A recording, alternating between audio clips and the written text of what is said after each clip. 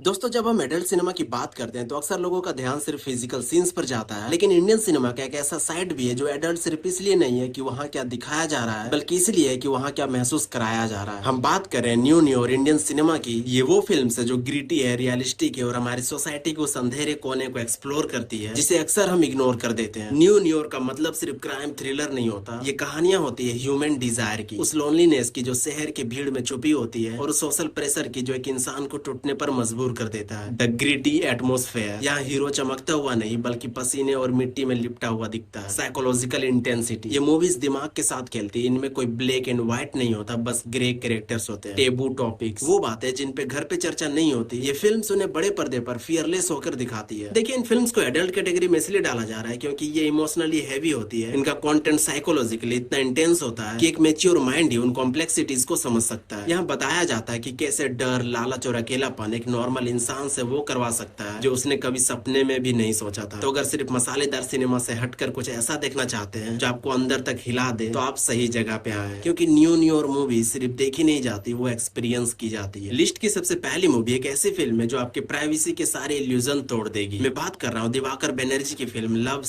और धोखा 2 की। 2010 में जब इसका पहला पार्ट आया था तब हमने देखा था कि कैमरा हमें कैसे मॉनिटर करता है, लेकिन 2026 का ये सीक्वल उससे भी कहीं ज्यादा खतरनाक है। ये फिल्म दिखाती है कि कैसे इंटरनेट और सोशल मीडिया ने हमारी इंटीमेसी का मजाक बना दिया है। ये फिल्म एक्सप्लोर करती है कि कैसे एक लाइक या फॉलो के चक्कर में लोग अपनी प्राइवेसी बेच देते हैं। इसका स्टोरी टेलिंग स्टाइल काफी अलग और रो है। ये कोई मेन स्ट्रीम मसाला मूवी नहीं है, बल्कि आज के डिजिटल एज का एक कड़वा सच है। इंटीमेसी और वैलिडेशन की ये भूख किस हद तक जा सकती है, दिवाकर बनर्जी ने इसे बड़े ही फियरलेस तरीके से दिखाया। अगर आपको लगता है कि आपका फोन और आपका डाटा सेफ है, तो ये मूवी देखने के बाद आपकी सोच बदल जाएगी। It is intense, it is bold and it is brutally honest. लेकिन दोस्तों, डिजिटल दुनिया का डर सिर्फ शुरुआत है। अगली मूवी जो इस लिस्ट में है वो हमें ले चलती है इंसानी फितरत के एक और गहरे अंधेरे में। इंटरनेट की डार्क दुनिया से निकलकर अब बात करते हैं उन कहानियों की जो हमारी बंद दीवारों के पीछे दबी होती है। लिस्ट की सेकंड मूवी है नेटफ्लिक्स की एंथोलॉजी फिल्म लस्ट स्टोरी 2। वैसे तो ये 4 अलग अलग डायरेक्टर्स की कहानियों का एक कलेक्शन है, लेकिन अगर आप न्यू न्यू और एजी सिनेमा के शौकीन है तो इसका कौन गाना सेन शर्मा और सुजोय घोष वाला सेगमेंट आपको बिल्कुल मिस नहीं करना चाहिए। ये सेगमेंट सिर्फ लस्ट के बारे में नहीं है, बल्कि ये पावर प्लेस, क्लास डिवाइड और छुपी हुई डिजायर के बारे में। इसका ट्रीटमेंट काफी मोटी और इंटेंस है, खासकर कौन गाना का सेगमेंट जो बिल्कुल वैसा ही फील देता है जैसा हमें मूवी आगरा में देखा था। वही घुटन, वही रेस्टलेसनेस और वही दबी हुई ख्वाहिशें। ये फिल्म दिखाती है कि रिश्ते उतने सिंपल नहीं होते जितने दिखते हैं। हर चेहरे के पीछे एक हिडन डिजायर छुपी होती है। सुजोय घोष का सेगमेंट आपको एक अजीब से सस्पेंस और थ्रिल में रखेगा जो नॉर्मल रोमांटिक स्टोरी से बिल्कुल अलग है। ये एंथोलॉजी उन लोगों के लिए जो सिनेमा में सब्टली और डेप्थ ढूंढते हैं। ये आपको अनकंफर्टेबल भी करेगा और सोचने पे मजबूर भी। लेकिन दोस्तों, डिजायर की ये दास्तां अभी खत्म नहीं हुई है। लिस्ट की तीसरी मूवी हमें कैसे शहर और ऐसे कैरेक्टर से मिलवाएगी जहां गन और जुनून दोनों साथ साथ चलते हैं। अब जो मूवी मैं आपको बताने वाला हूँ वो बोल्ड वर्ड की डेफिनेशन को ही बदल देती है। ये डायरेक्टर क्यू यानी कि कौशिक मुखर्जी की अंडरग्राउंड इंडिया फिल्म गार्बेज। अगर आपने क्यू का काम पहले देखा है तो आपको पता होगा कि वो सेफ खेलना पसंद नहीं करते। गार्बेज एक प्रोवोकेटिव और बिजारे सफर है जो हमारे सोसाइटी की सबसे गंदे सोच को सामने लाता है। ये फिल्म बात करती है रिलीजियस एक्सट्रीमिज्म, मिसोजिनी यानी औरतों की प्रति नफरत और उस ट्रॉमा की जो इंसान को अंदर से खत्म कर देता है। ये कोई ऐसी फिल्म नहीं है जो आपको हर जगह दिखेगी। इसका ट्रीटमेंट एकदम रो और अनअपोलोजेटिक है। इसमें कोई भूत प्रेत नहीं है, लेकिन इंसानी दिमाग की गंदगी और एक्सट्रीमिज्म इसे किसी भी हॉरर मूवी से ज्यादा डरावना बना देती है। ये फिल्म दिखाती है कि कैसे टेक्नोलॉजी और पुरानी सोच का मिलन एक जहरीला माहौल पैदा कर देती है। मैं पहले ही वार्निंग दे देता हूँ, ये फिल्म हर किसी के लिए नहीं है। ये सिर्फ उन मेच्योर ऑडियंसेस के लिए है जो डिस्टर्बिंग साइकोलॉजिकल थीम्स को हैंडल कर सकते हैं और सिनेमा को उसके सबसे एक्सट्रीम फॉर्म में देखना चाहते हैं। लेकिन दोस्तों, डार्क सिनेमा की ये लिस्ट यहीं खत्म नहीं होती। अगली मूवी हमें एक ऐसे क्राइम वर्ल्ड में ले जाएगी जहां खून और इमोशन का रिश्ता बहुत गहरा है। अब बात करते हैं एक ऐसी फिल्म की जिसने रिलीज होने से पहले ही सेंसर बोर्ड की नींदें उड़ा दी थी। डायरेक्टर अलंकृता श्रीवास्तव की फिल्म लिपस्टिक अंडर माई बुरखा। ये फिल्म उन 4 औरतों की कहानी है जो एक छोटे से शहर में घुटन भरे माहौल में अपनी फ्रीडम और अपनी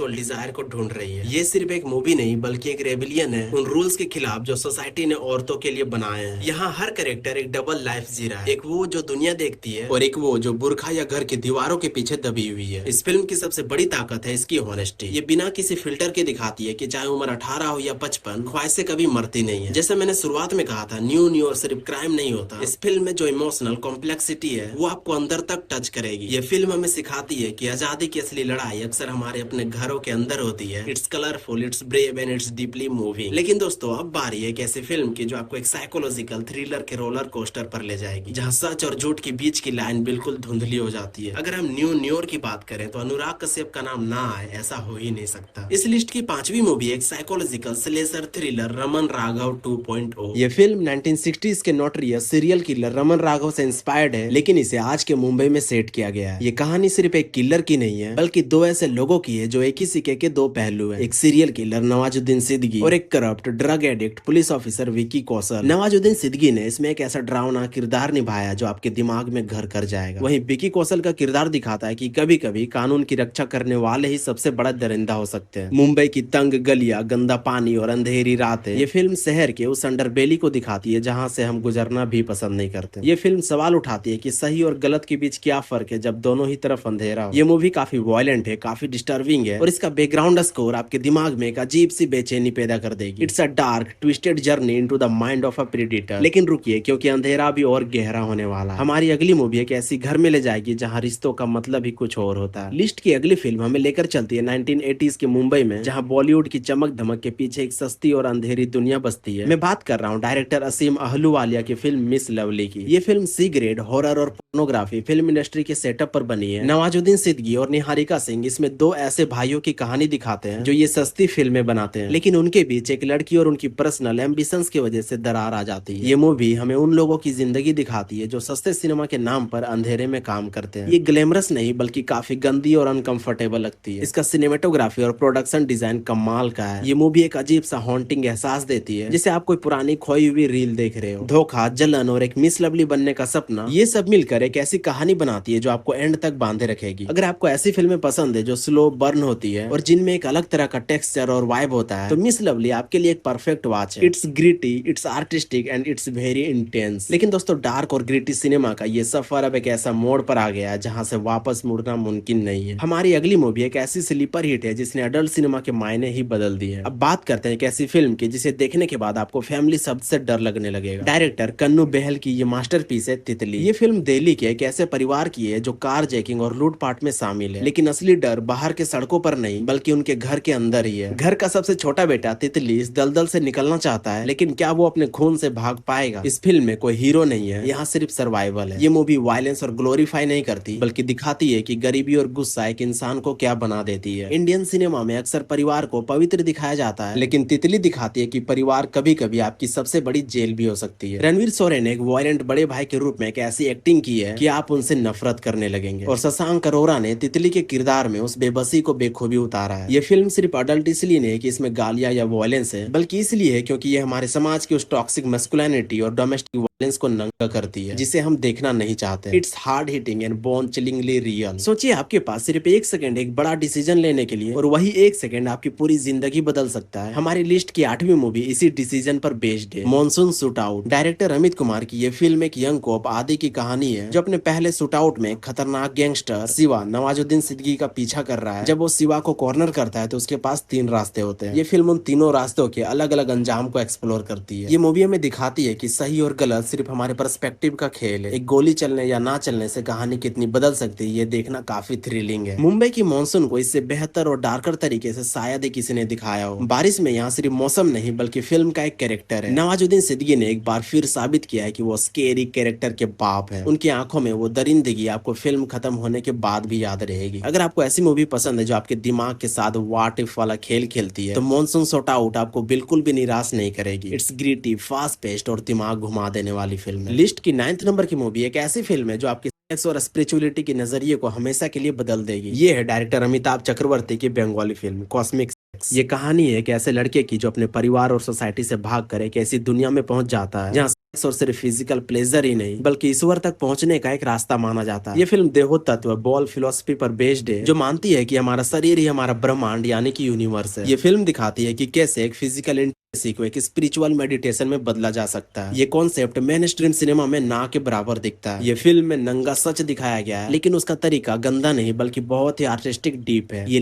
लस्ट और डिवोशन की बीच की लाइन को मिटा देती है। अगर आपको ऐसी फिल्में पसंद है जो स्लो है और जिन्हें समझने के लिए आपको दिमाग और दिल दोनों खुले रखने पड़ते हैं, तो ये आपके लिए। मैं फिर कहूंगा कि ये फिल्म सिर्फ उन लोगों के लिए नहीं जो सिर्फ इंटरटेनमेंट ढूंढ रहे हैं। ये एक साइकोलॉजिकल जर्नी है जो आपको अनकंफर्टेबल भी करेगी और एक अलग लेवल का सुकून भी देगी। लिस्ट की आखिरी फिल्म हमें वापस ले आती है हमारे आज के मॉडर्न शहरों और उनके सोफेस्टिकेटेड समाजों के बीच। मैं बात कर रहा हूँ डायरेक्टर सुश्रुत जैन की फिल्म द टेनेंट की। ये कहानी है कि ऐसे सिंगल और बोल्ड औरत की जो एक कंजर्वेटिव हाउसिंग सोसाइटी में रहने आती है, लेकिन उसके प्रेजेंस ही सोसाइटी के पुरुषों की हिडन डिजायर और औरतों की इनसिक्योरिटीज को जगा देती है। ये फिल्म दिखाती है कि हम चाहे कितने भी पढ़ लिख जाएं, एक अकेली औरत को लेकर हमारी जजमेंटल सोच आज भी वही पुरानी है। ये फिल्म बड़े ही सबटल तरीके से दिखाती है कि कैसे सोसाइटी में हर उम्र का मर्द एक अकेली औरत को सिर्फ एक ऑब्जेक्ट की तरह देखता है। ये मूवी हमारे हिपोक्रेसी को मिरर दिखाती है। हम खुद को मॉडर्न कहते हैं लेकिन किसी की पर्सनल लाइफ को लेकर सबसे पहले गॉसिप करते हैं। जहां बाकी फिल्म्स रो वायलेंस का सहारा लेती है, द टेनेंट इमोशनल और सोशल टेंशन का यूज करती है जो आपको कहीं ना कहीं रिलेटेबल लगेगा। ये फिल्म एक स्लो बर्न ड्रामा है जो हमारे सोसाइटी के मॉरल पॉलिसिंग वाले चेहरे को नंगा करती है। ये हमें बताती है कि कभी कभी सबसे बड़ा अंधेरा हमारे अपने पड़ोस में ही छुपा होता है। तो ये थी टॉप 10 न्यू न्यूर मूवीज। इन मूवीज को देखने के बाद मुझे कमेंट में आके जरूर बताने की कौन सी मूवी सबसे बेस्ट लगी एंड क्यों लगी। तो ये वीडियो वैसे भी काफी ज्यादा लंबा हो गया है, इसी वजह से इस वीडियो को यहीं पे खत्म करते हैं। अगर आपको वीडियो पसंद आया तो लाइक कर देना, चैनल को सब्सक्राइब कर देना एंड कमेंट में बताना कि अगली वीडियो कौन से टॉपिक पे चाहिए।